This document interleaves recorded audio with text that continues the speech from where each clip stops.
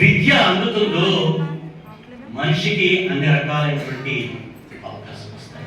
ఒక శాస్త్రీయ దృక్పథం ఏర్పడుతుంది, ఒక ప్రశ్నించేటటువంటి తత్వం ఏర్పడుతుంది. ఎప్పుడైతే వ్యక్తిలో ప్రశ్నించేటటువంటి తత్వం ఏర్పడుతుందో స్వేచ్ఛ గురించి మాట్లాడతాడు, సమాజం గురించి మాట్లాడతాడు.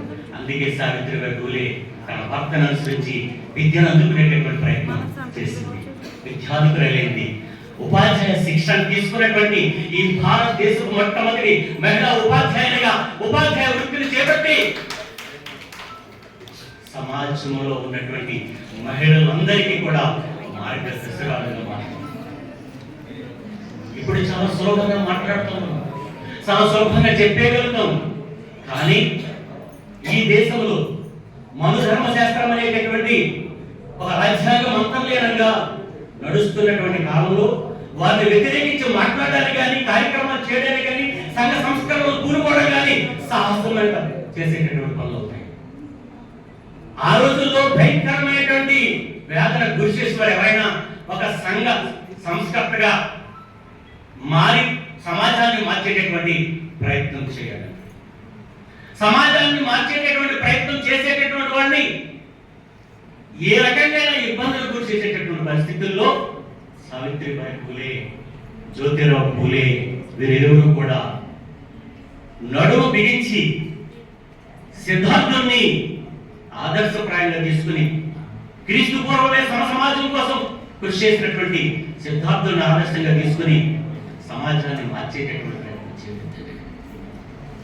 మహాత్మా జ్యోతిరావు పూలే సత్య సోదర సమాజాన్ని ఏర్పాటు చేశాడు. సత్య సోదర సమాజం మీకు అర్థం కావాలంటే జ్యోతిరావు పూలే రాసినటువంటి గులాంగిరి చదవాలి.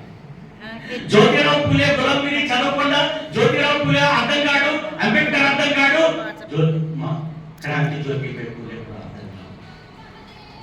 గులాంగిరి చదవడం అంటే సత్య సోదర చేయడమే, సత్యాన్ని అన్వేషించడమే. What is the reality in the society అనేటటువంటి అన్వేషించుకుంటూ ముందుకు పోవడం. ఆ రకంగా క్రాంతి జ్యోతిబాయి పూలే తను కూడా సత్య సోదర సమాజాన్ని లో భాగమై పనిచేయడం ప్రారంభించాడు. అప్పుడు స్వేచ్ఛ గురించి మాట్లాడేటటువంటి ప్రయత్నం చేశాడు.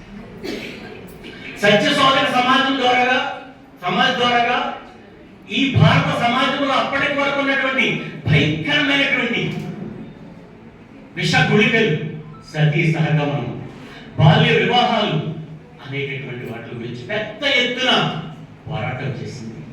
ఒక ఉపాధ్యాయ పాఠశాలను స్థాపించింది, అనాథ బిడ్డలకు అనాథ శరణాలను స్థాపించింది. విద్యను బోధించేటటువంటి ఉపాధ్యాయులు అవమానానికి గురయ్యి విద్యను బోధిస్తూ నాకెందుకులే ఈ సమాజ మార్పును ఊరుకోలేదు, ఈ విష గుళికల్ని ఈ సమాజంలో ఎలా తీయాలనేటటువంటి ప్రయత్నం చేసింది. వేళకి స్వేచ్ఛని తీసుకొచ్చేటటువంటి ప్రయత్నం చేయాలనేటటువంటి ప్రయత్నం చేసింది.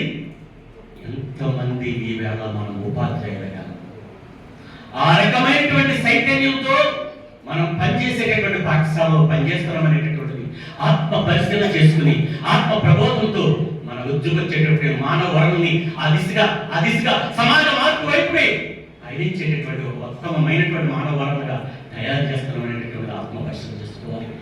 అందుకోసం సావిత్రిబాయి పూలేని